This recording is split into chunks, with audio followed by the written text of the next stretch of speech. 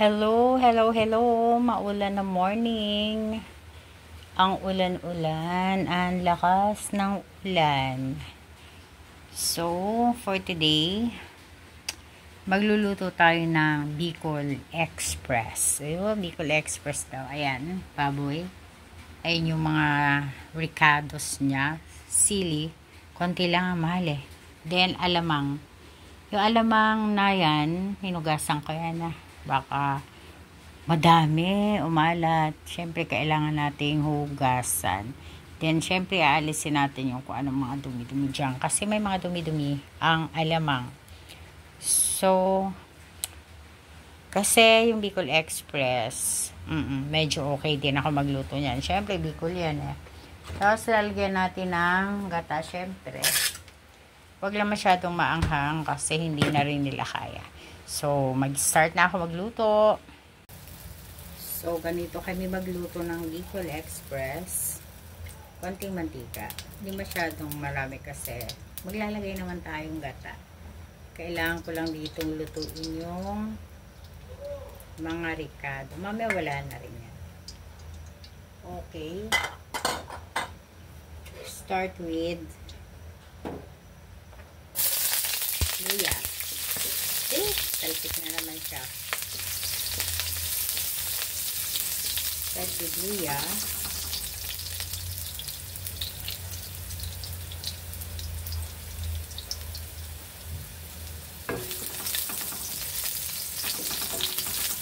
Ba yun? Ba't maingay?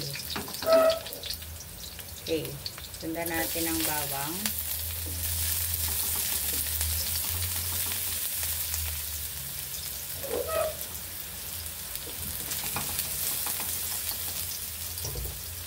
Sinuyo.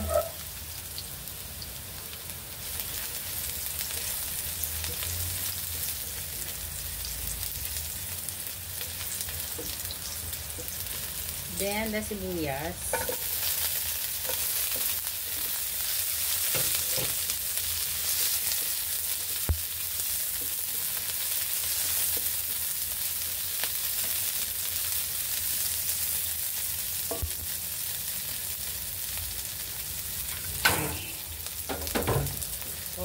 Okay, sibuyas. Sunod natin ang kamatis.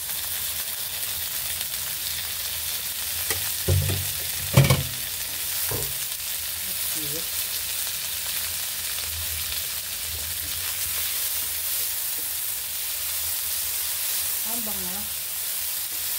Ganyan.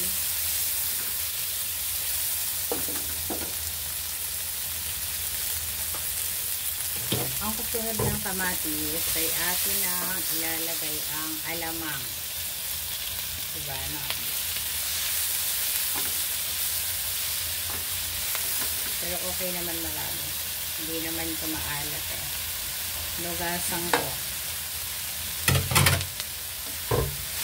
So, ang alamang ay atin medyo tututong yan. Diba? Ang dami alamang oh. Sarap kasi marami. Alamang palang ulam na. Diba? So, alamang medyo atin lulutuin. Like that. Hintayin natin konti. Parang tuyo-tuyo na rin siya. So, kailang maluto-luto ng unti ang alamang. Kahit kasi pag yung parang fresh ka siya, wait natin ng unti. Ayan, medyo okay na yung alamang. Atin na nilagay ang karne.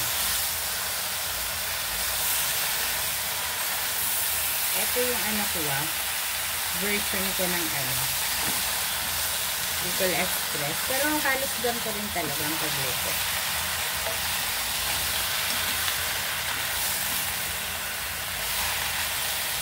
Halo, halo, halo. Ganyan.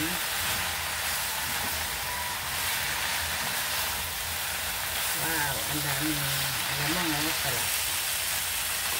Tapos, siyempre pala nambutin muna natin yung karne. Okay. Dahil malambot na siya, maglalagay na tayo ng gata. Yung gata akong na frozen. Diba? And, eto pa. Para masarap. Yan. Daming gata.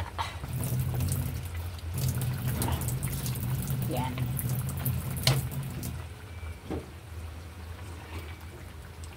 Ayan, halo-halo. Kasi malambot na yung karne, pwede nang lagyan ng gata. Tapos mamayang konti, pwede nang ilagay ang sili. So, titimplahan na muna natin yan. Ganyan itsura niya. Siyempre, paanohin pa natin ang sabaw. Mamaya. Okay? So, okay na siya. Ilalagay na natin ang ating sili. Yan. Okay na siya. Ayan na ang ating Bicol Express. Ready na mag-lunch. Okay. Yan siya. Ganda na. Diba?